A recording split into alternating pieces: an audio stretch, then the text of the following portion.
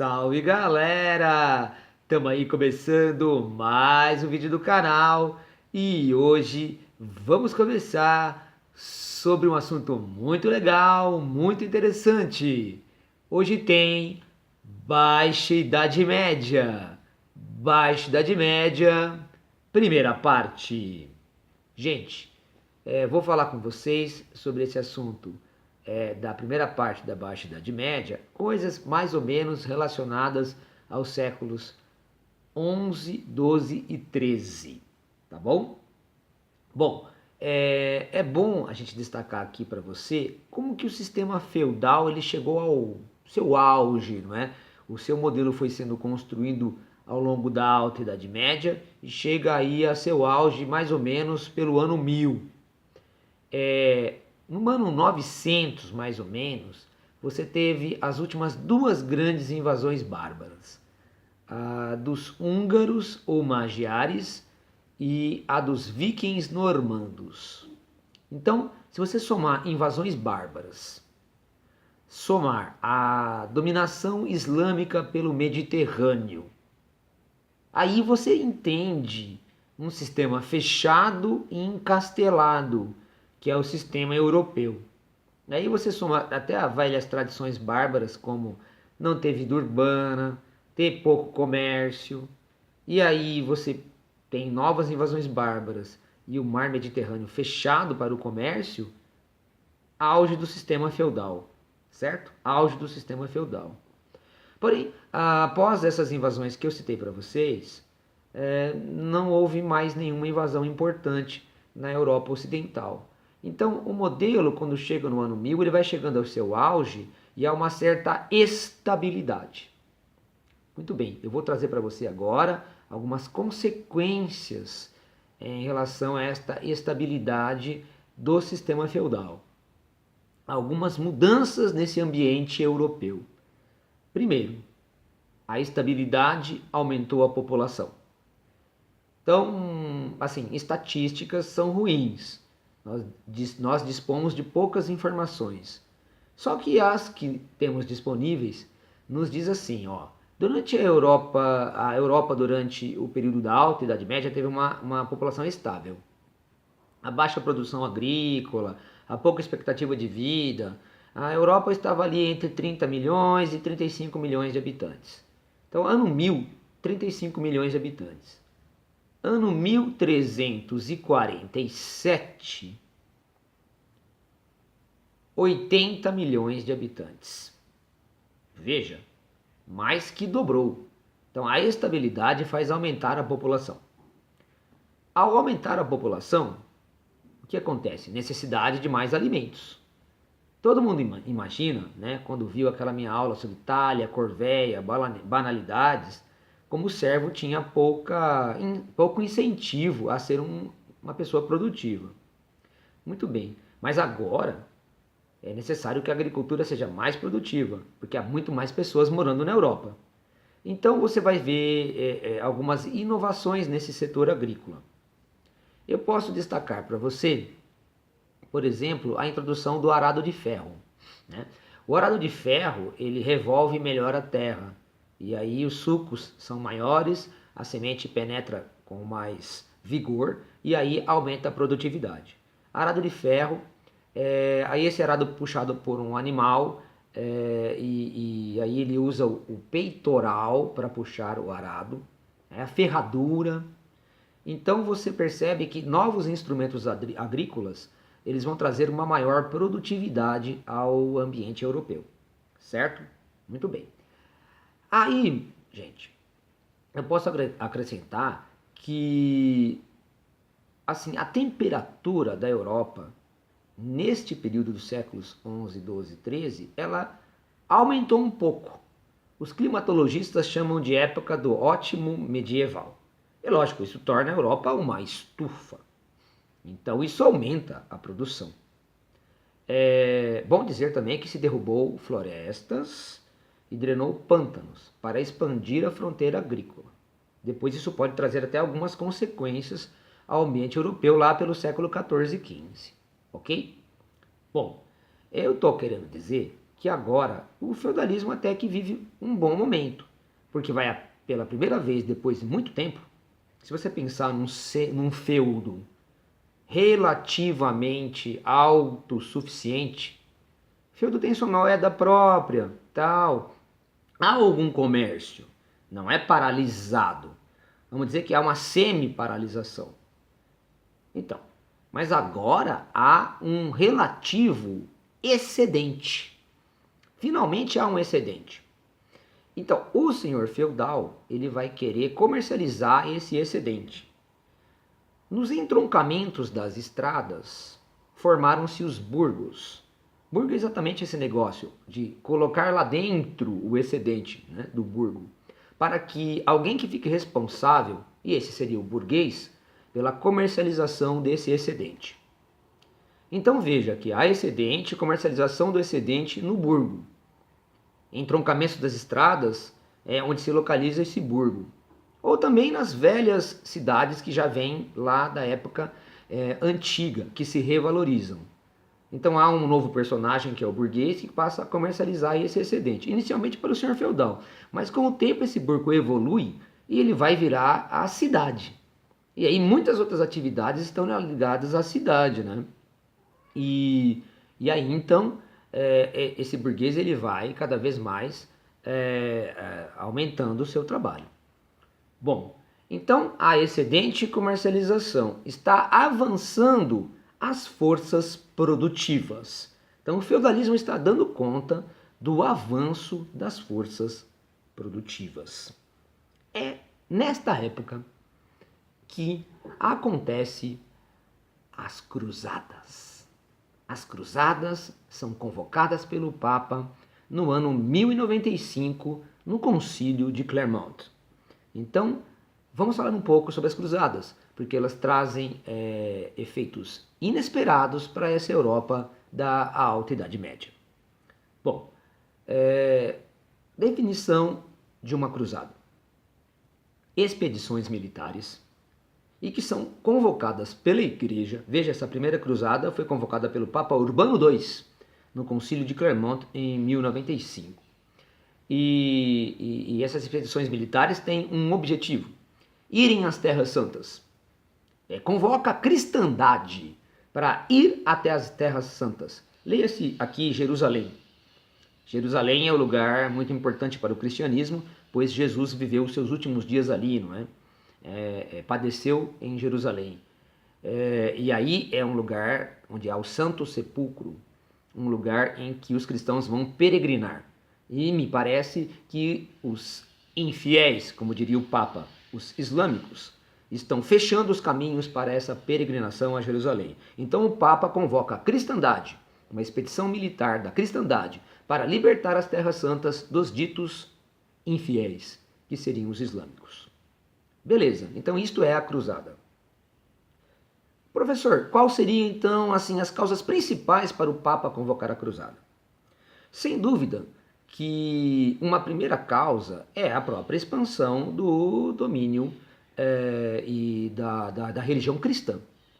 Há uma questão aqui também do cristianismo, que alguns anos antes, algumas décadas anteriores a 1095, foi em 1054, o cristianismo se dividiu em dois cristianismos, né? O católico e o ortodoxo.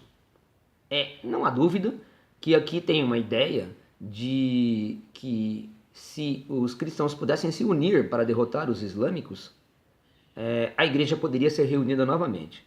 Aliás, a própria ideia de formar uma cruzada do Ocidente indo ao Oriente foi o próprio imperador bizantino, né? o chefe da igreja ortodoxa, que convocou o Ocidente a ajudá-lo, porque ele estava perdendo muitas terras na expansão islâmica. O Império Bizantino sofria muito com a expansão islâmica. Então, a ideia até inicial de uma cruzada era do imperador bizantino. E agora o Papa responde, mas ele responde com a ideia de uma expedição que vai libertar as terras santas das mãos dos infiéis. Isso seria uma causa religiosa. Evidentemente que há uma causa também econômica. A Europa é fechada, pequena, e a população está crescendo. Então há carência de terras e alimentos. Especialmente há uma nobreza sem terras. Num sistema feudal, há uma nobreza sem terras. O que ela precisa? É conquistar terras. Aonde? Pode conquistar essas terras fora da Europa.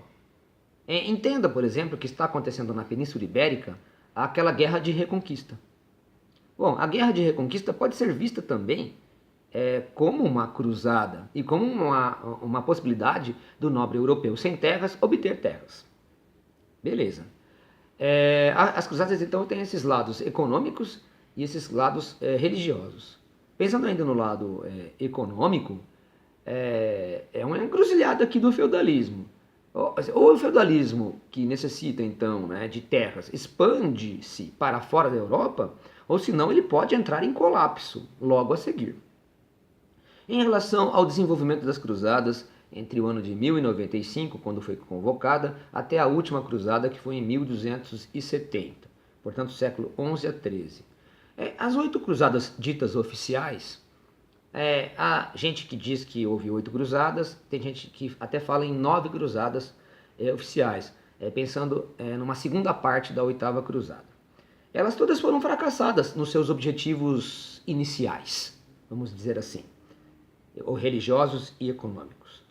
Houve 2 cruzadas não oficiais, as cruzadas dos mendigos. Pedro o Eremita levou o povo simples ao caminho de Jerusalém logo que o Papa convocou as cruzadas, mas aí as cruzadas oficiais são relativamente à nobreza europeia.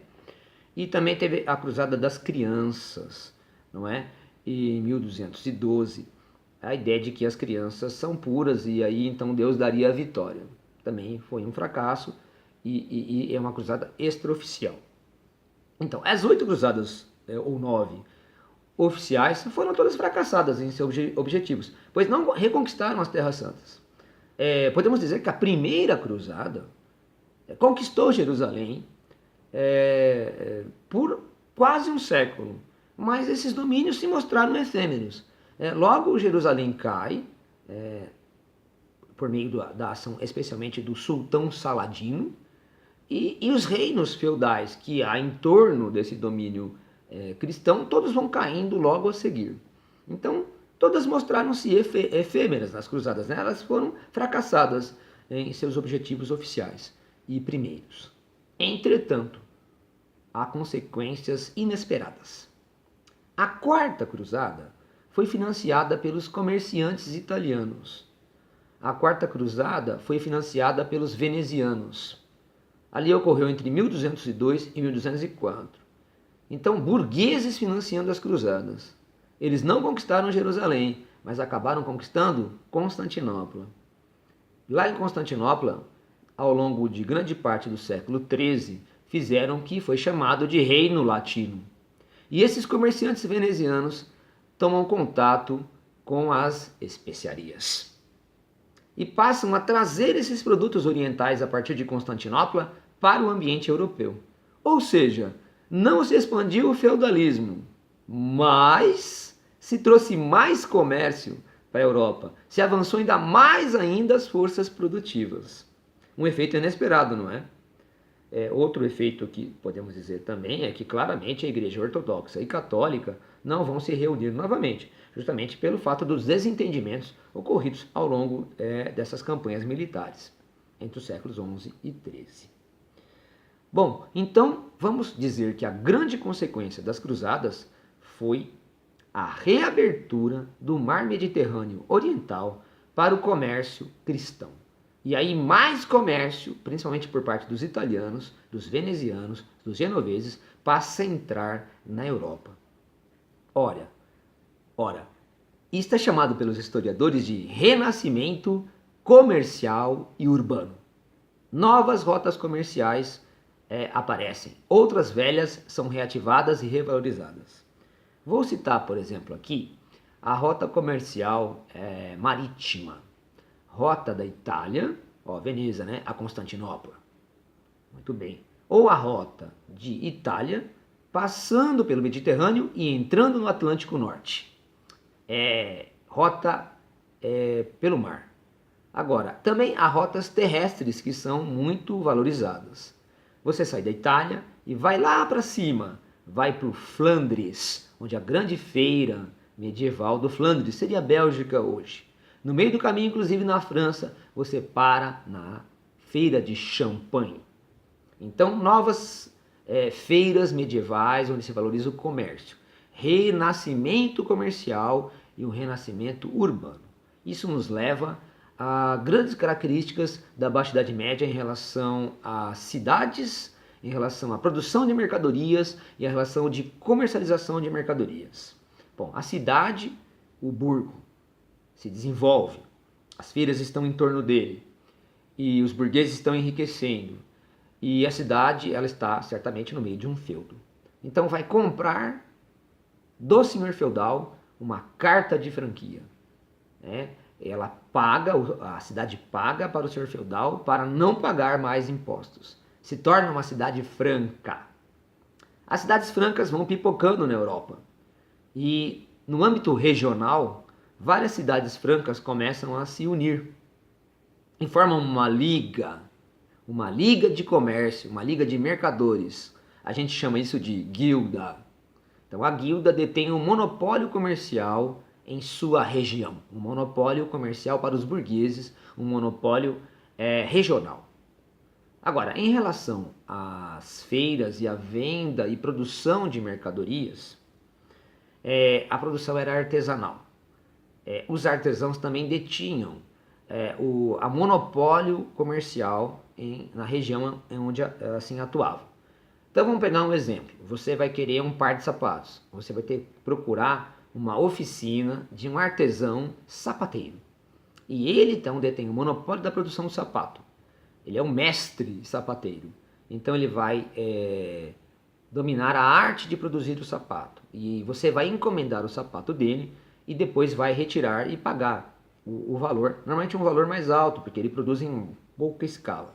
Nessas oficinas artesanais havia o mestre, o companheiro e o aprendiz.